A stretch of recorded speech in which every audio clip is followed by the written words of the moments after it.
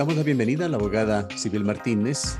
Ella es presidenta de la Comisión para la Verdad y la Justicia de los hechos ocurridos entre el 3 y el 16 de octubre de 2019, comisión que fue conformada por la Defensoría del Pueblo y ha emitido la semana pasada un informe con respecto a las protestas de octubre del 2019.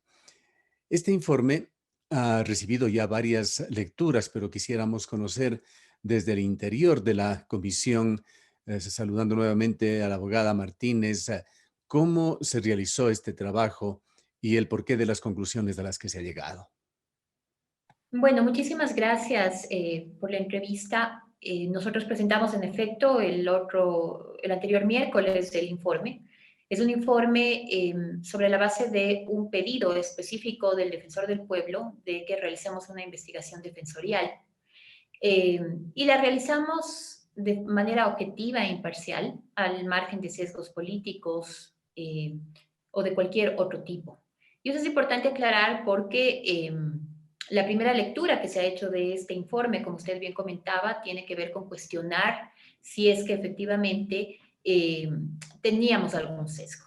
Nosotros hemos basado este informe más bien en un enfoque de derechos humanos, porque ese fue el pedido realizado por el Defensor del Pueblo, a la luz del derecho internacional de los derechos humanos y del derecho internacional penal, que son subsidiarios a nuestro derecho interno. Y es así como, haciendo un análisis fáctico, habiendo recibido 519 testimonios, de los cuales 249 corresponden a vulneraciones de derechos, eh, analizando otros documentos adicionales respecto a esta situación, digamos, del paro nacional, pudimos llegar a ciertas conclusiones y recomendaciones.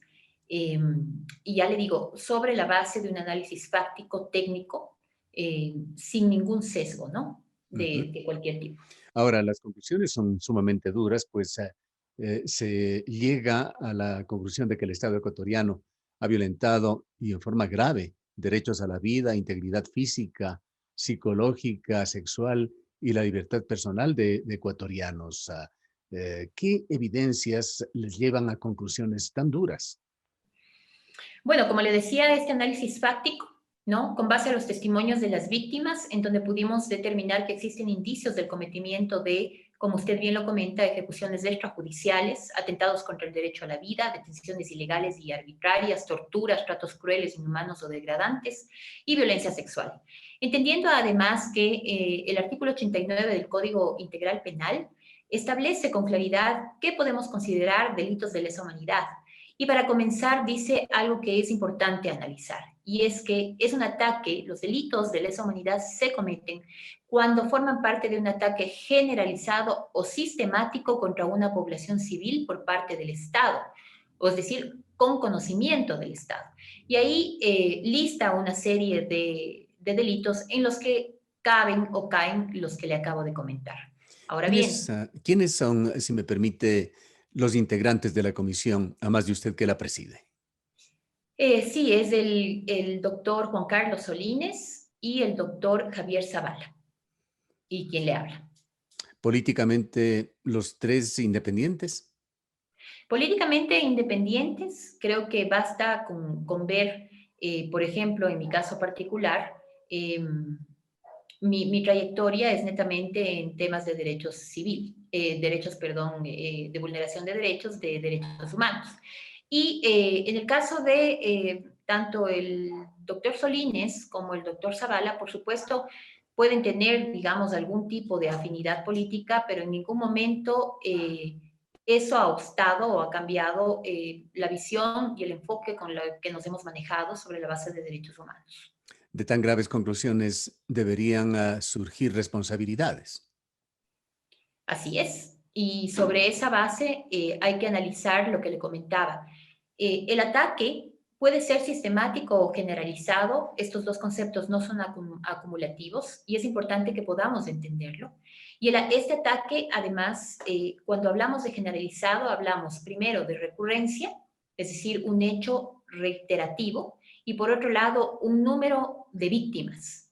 El derecho internacional de los Derechos Humanos no establece un número específico de víctimas, pero habla de víctimas.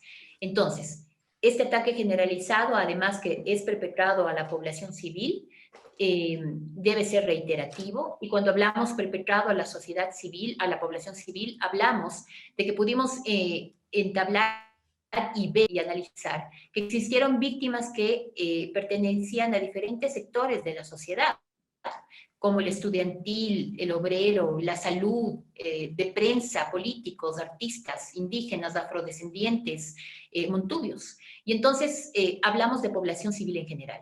Y algo que es importante y determinante en este tema es efectivamente que el ataque se ha cometido con conocimiento.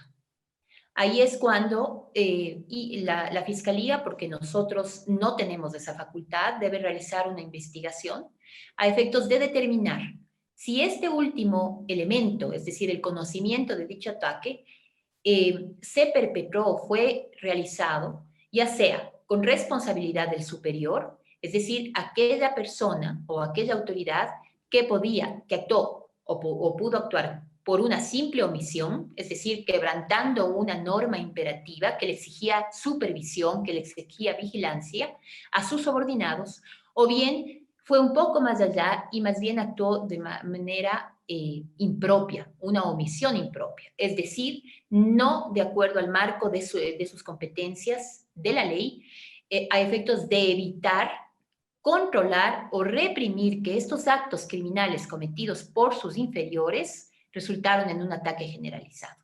Ese dato es importante aclararlo porque si bien nosotros tenemos indicios, nuestra capacidad es limitada y nosotros no podemos llegar a arbitrar, ¿verdad? A arbitrar justicia o hacer procesos o investigaciones penales. Es decir, que habría que diferenciarse si es que estos hechos se dieron como parte de políticas de Estado o si son o fueron hechos aislados. Efectivamente. Y ahí hay que determinar si es que existió una recurrencia, como usted bien comenta, y si es que este término generalizado, no así el sistemático, vuelvo a repetir, no son acumulativos, si este término generalizado tiene que ver con la gran cantidad de víctimas que pudimos determinar existieron durante las protestas. De determinarse que fueron políticas de Estado, ¿hasta qué niveles, qué esferas del poder pueden llegar las responsabilidades? Si bien nosotros no establecemos nombres y apellidos, no nos corresponde tampoco hacerlo. Vuelvo a repetir, es una investigación penal. No obstante, podemos hacer un análisis y de hecho hicimos análisis de ciertos discursos y ciertos comportamientos, llamemos así, durante las protestas por parte de autoridades de gobierno.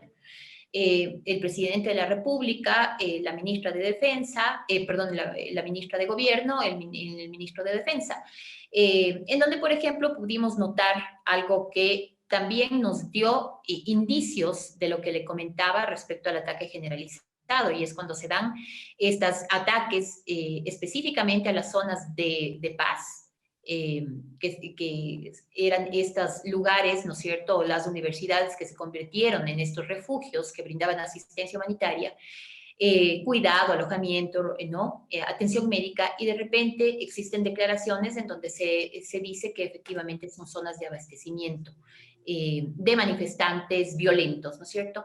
Entonces, estas situaciones dan para pensar o para analizar que efectivamente pudo haberse construido un discurso que justificaba este uso excesivo de la fuerza por parte de las autoridades de alto nivel, que además tuvieron conocimiento de estas vulneraciones de derechos y no hicieron nada para evitar. Si bien las sentencias podrán y deberán venir luego, además en forma previa tendrían que armarse los debidos procesos, doctora Martínez, coméntenos si es un papel de la comisión el, a través de la interpretación de los hechos, de alguna manera hacer justicia. Yo creo que se hace justicia cuando se llega a la verdad. Y nosotros hemos procurado dos cosas importantes, a más de este análisis objetivo y sin sesgos. Y es el hecho de poner a cada vulneración un rostro, de manera que las víctimas dejen de ser una fría cifra. Y por el otro lado, llegar en lo más posible, lo más cercana a la verdad. Y ya conocer la verdad es una forma de justicia. No obstante, estamos totalmente claros como comisión de que esta vulneración grave de derechos no se agota únicamente con este informe. Aquí hay que remover estos, digamos, problemas de jure y de facto que pueden existir por parte de las autoridades de gobierno, por parte del Estado en general, a efectos de hacer una investigación proba, a efectos de judicializar estos casos y durante todas las etapas del proceso, si usted quiere trabajar con imparcialidad, garantizando que efectivamente de manera formal y teórica exista esta imparcialidad, ¿no? Entonces, para nosotros eso es muy importante. Reconocemos nuestras limitaciones, pero creo que hemos llegado lo más posible a esa verdad. La justicia debe ser ciega, doctora Martínez, y en la otra parte del acercamiento a la verdad tiene mucho paralelismo con lo que hace el periodismo, los medios de comunicación, ese intento de acercarse a la verdad a través de obtener información contextualizada, contrastada, independiente. ¿Qué dice el informe sobre la otra faceta? La violencia de la cual habló el gobierno, la incitación a la violencia. El Estado ecuatoriano, el gobierno concretamente, llegó a hablar incluso de que se dio una conspiración a nivel internacional que rayaba con un intento de golpe de Estado. ¿Se ha investigado esa otra faceta? Se llegó también a establecer justamente esto, eh, estos discursos tendientes a justificar las vulneraciones de derechos, el uso excesivo de la fuerza. Y sobre esa base también nosotros hemos llegado a establecer algo que es importante y que los medios deberían acoger o considerar dentro de este informe. Nosotros, en razón de todo este discurso, analizamos algunos medios de comunicación, sin que sean todos, en efecto, pero quizá los que más, y por otro lado, los que más alcance podrían haber tenido. Y llegamos a establecer, por ejemplo, que ninguna entrevista enfatizó en derechos humanos, que se basaron la mayoría de temas, por ejemplo, en entrevistas realizadas en medios televisivos. Eh, el tema de derechos humanos fue cero, un 0%, en tanto que las causas del paro correspondieron a un 48,39%, en tanto que por ejemplo, la violencia de los manifestantes, que fue resaltada con bastante énfasis, correspondía a un 27,42% de estas entrevistas. Y asimismo, los discursos de autoridades, funcionarios o funcionarios gubernamentales casi acaparó la mitad de esta información, en un 48,39%. Al preguntar también a los editores en jefe de medios de comunicación, sobre todo de aquellos medios públicos, sobre qué criterios tenían para manejar estas noticias y por qué algunas noticias incluso fueron bajadas de la web. Ellos atribuían, y así lo dijeron, que tenía que ver con el estado de excepción sin que exista una norma o una guía que pueda establecer con claridad qué noticias deben ser subidas y qué no, o qué noticias, ¿no es cierto?, van a dar una amplia información, como usted bien comenta, a la ciudadanía. Eso nos hizo pensar también que podían haber casos, posibles casos de censura, en donde ahí la comunicación cumple un papel fundamental y donde los medios de comunicación deberían tener o hacer un análisis un poco más a profundidad de lo que estamos poniendo en este informe, a efectos de no volver a repetir estas situaciones, ¿no es cierto? Porque una mentira amplificada o un justificativo erróneo amplificado en varios medios quizás se convierte en una verdad y evitamos el proteger o garantizar derechos si esto sucede. Ahora, doctora Martínez, aquí evidenciamos y con todo el respeto una falencia en este informe. Posiblemente se están basando ustedes exclusivamente en un análisis de lo que han dicho, llamémoslos los grandes medios del país. Aquí en la ciudad de Cuenca podemos garantizarle que Ondas Azoyas, que aún existía este medio de comunicación, abrieron importantísimos espacios en los cuales pues, exteriorizaba la preocupación por la violación a los derechos humanos entonces, y atestiguamos lo mismo en múltiples medios de comunicación, unos alternativos, otros tradicionales en el país. ¿Por qué no se toma en cuenta esa otra faceta y se concentra la atención en lo que quizá unos pocos medios, los más visibles, los más conspicuos, puedan haber dicho o informado? No, tiene usted razón. Quizá yo estoy refiriéndome específicamente a varios medios. De hecho, yo le tengo que comentar que nuestra información o en la cual basamos este informe también tiene mucho que ver con esa información de parte de medios alternativos o comunitarios, con lo que se pudo documentar a través de ellos. Y entonces, ese papel, el de aquellos medios televisivos, radiales, sin sesgos, de hecho, son parte o suman bastante y de una forma proba a este documento. Entonces, más bien el análisis que nosotros hacemos es, si usted quiere, bastante amplio con este, y tal vez no se contrapone a lo que hicieron los otros medios, los cuales relevamos. De hecho, el Defensor del Pueblo, en la entrega del informe el miércoles, la primera persona que habló y se refirió, digamos, como víctima a esta situación tan compleja fue un periodista de Radio La Calle, medio alternativo que pudo de manera traslúcida, ¿no es cierto?, no maniquea, poder referirse a lo que de verdad sucedió y documentarlo de gran forma. Entonces yo tengo que resaltar, sin duda alguna, ese trabajo tan importante que hicieron medios alternativos y comunitarios que nos dio en gran medida en lo que en este informe está contenido.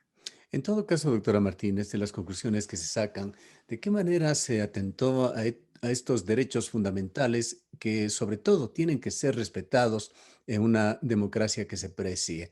El derecho a la libertad de expresión, el derecho a la protesta pacífica, el derecho a la resistencia. A ver, recordar y como conclusiones nosotros, en efecto, consideramos y llamamos la atención al Estado en lo que usted bien comenta. El derecho a la protesta pacífica, tanto como el derecho a la resistencia, son derechos ciudadanos consagrados en nuestra Constitución y deben ser respetados. Y en el caso de que existan focos de violencia, los agentes estatales deben estar tan preparados que deben saber cómo neutralizar a ese manifestante particular o a ese grupo violento en general, digamos, si es que se trata de un tema violento. En casos muy, muy esporádicos, la protesta debe ser dispersada y tampoco pueden justificarse estos actos violentos, ¿no? O tomar estos actos violentos como un justificativo más bien para arremeter de forma general contra la población que se está manifestando o justificar el uso excesivo de la fuerza justamente por estos actos violentos. Entonces, recordamos eso al Estado con claridad, por supuesto. Si bien, doctora Martínez, el actual gobierno, que tiene solamente 2 meses más en funciones, poco podrá hacer para, de alguna manera, solucionar o dar respuestas claras a los problemas, tendrá que hacerlo posiblemente ante estrados, sí, pues su responsabilidad no cesará luego de los 2 meses. Quienes sí tienen que hacer algo para que estas situaciones no se repitan en Ecuador son aquellos integrantes de un próximo gobierno. El día de ayer salió a colación este informe por parte de uno de los candidatos en el debate, el señor Arauz, acusando al otro candidato de que no se había interesado, no había asistido a la presentación de este informe. ¿Es esto efectivamente así? ¿Un candidato no le dio importancia o se presentó algún tipo de justificación o excusa? Bueno, nosotros invitamos, sí, debo manifestar a tres candidatos, al señor Arauz, al señor Lazo y al señor Yacu Pérez. En efecto, al final del evento, minutos antes de que se terminase, llegó efectivamente el candidato Arauz, quien además se acercó en donde estaba la mesa, digamos, directiva con los comisionados a saludar al final del evento, cuando ya todo se había terminado. Y en ese momento, entiendo, el defensor del pueblo le entregó una copia del informe. Es hasta ahí donde yo podría comentarle a este respecto. Los otros dos candidatos fueron invitados, no mandaron ninguna excusa y tampoco acudieron. Y es importante analizarlo no por quién haya acudido o no, sino más bien el hecho del por qué nosotros enviamos esa invitación. Y la razón es porque usted lo ha dicho. En la nueva administración se entendería y se esperaría que este informe lo hagan suyo y puedan garantizar que las víctimas de estos hechos violentos obtengan verdad, justicia y reparación. Y no solamente es un tema, y hay que hablarlo con claridad, de hacer investigaciones penales. También hay que tener voluntad política y enfoque de derechos humanos. Y es ahí donde esperamos que los candidatos puedan leer el informe. No sé si los tres lo han hecho, no le podría decir con seguridad, pero sí esperamos que lo lean a la luz del derecho internacional de los derechos humanos y puedan efectivamente esperaríamos seguir las recomendaciones que hemos dado en este informe y sobre todo buscar una reconciliación nacional para que estos hechos no se repitan, pero entendiendo que esta reconciliación nacional debe darse sobre la base de la justicia y la reparación a estas víctimas. De lo contrario, no hemos ganado nada. ¿Cuáles son las acciones o subsanaciones que se esperarían de un próximo gobierno? Bueno, primero hacer, digamos, suyo el informe, y cuando me refiero a esto es leerlo y ver, yo le diría, resonar con las víctimas, como nosotros lo hicimos en el informe. Y es decir, no minimizar los hechos, no equiparar delitos comunes a vulneraciones de derechos, ¿sí? No justificar los hechos de octubre, que existieron violaciones a los derechos humanos, como lo hemos demostrado, por parte del Estado, pero también existieron delitos comunes y nadie está soslayando este tema. Pero no podemos equipararlos. Y frente a esa situación, lo que esperaríamos es que efectivamente los candidatos puedan velar porque exista reparaciones, justicia, por supuesto. Y en el tema de reparación, nosotros hemos, digamos, en nuestras recomendaciones, hablamos de algunos asuntos importantes. En temas de reparación individual, es decir, aquellas víctimas o sus familiares, debemos y esperaríamos que existan reparaciones en el ámbito jurídico, en el de salud y en el de económico. Por ponerle un ejemplo, las prótesis oculares deben ser cambiadas cada cierto tiempo. ¿Quién va a proveer estas prótesis? Pensamos que en sintonía con el informe y como medida de reparación debería ser el Estado, quien también debería efectivamente garantizar que las vidas de estas personas continúen. Entonces, proveerles asistencia psicológica, asistencia médica, es importante. Indemnizarlos también es importante. Y también tenemos varias medidas de reparación, una simbólica que sugerimos al Estado y es efectivamente que al más alto nivel se pida disculpas, se ofrezca una disculpa a las víctimas del paro nacional del 2016, pero además estas disculpas tienen que cumplir ciertos tiempos, ¿no es cierto? Y ciertos elementos importantes, porque de lo contrario cualquiera puede pedir disculpas, ofrecer disculpas. Tienen que ser sentidas, tienen que ser además acordadas con las víctimas o sus familiares, tienen que darse en el lugar en que se cometieron los hechos y debe ser un acto al más alto nivel.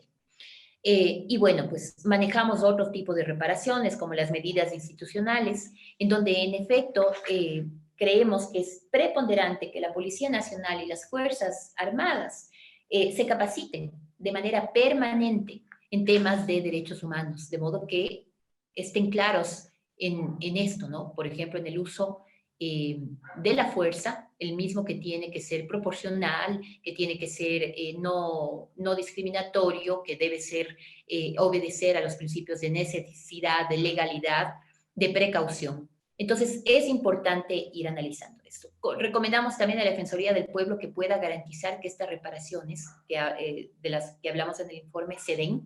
Y para eso, pues, el Defensor del Pueblo ha comprometido o se ha comprometido a lograr y a presionar para que las autoridades competentes puedan realizar investigaciones penales, como le comentaba, en fiscalía, por ejemplo, y lograr que las víctimas encuentren esta tan ansiada justicia y reparación, ¿no? Para finalizar, doctora Martínez, bien vale la pena tener información un tanto más clara para quienes, y en esto somos honestos, no hemos leído aún el informe, no lo hemos conocido en detalle. ¿Cuál es el grado de responsabilidad que se le asigna o cómo se califica el papel de María Paula Romo, principal responsable de la seguridad en este gobierno y en los eventos de octubre. Ella fue llevada a un juicio político por un hecho relacionado con esto, pensaríamos que de poca importancia, como aquel de haber utilizado bombas lacrimógenas supuestamente caducadas, pero hay cosas muchísimo más graves y delicadas que esto en el informe. Sí, nosotros no tenemos la posibilidad ni la facultad de determinar en efecto un grado de responsabilidad, porque lo que nosotros estamos sugiriendo es que se haga una investigación penal a efectos de determinar ese grado, como le comentaba. Es decir, hasta qué medida el conocimiento de la autoridad, del superior, llegó a ser una omisión o llegó a ser efectivamente un hecho, ¿no es cierto?, mucho más allá de un Esto le simple. tocará determinar a la justicia. Por supuesto que sí. A nosotros lo que nos hacemos sí es un análisis fáctico, si usted quiere, para dar mucho más claridad y más elementos a la Fiscalía a efectos de que pueda, digamos, realizar sus investigaciones con más claridad y saber a dónde puede dirigirse respecto a estas vulneraciones de derechos después del análisis que nosotros realizamos. Bien, muchas gracias, doctora Martínez, por habernos atendido. Muchas gracias a usted. Buenos días. Declaraciones de la doctora Sibel Martínez. Ella es la presidenta de la Comisión para la Verdad y la Justicia de los hechos ocurridos entre el 3 y el 16 de octubre de 2019, que fue dada a conocer a la opinión pública la semana pasada por la Defensoría del Pueblo. Nos vamos a una breve pausa.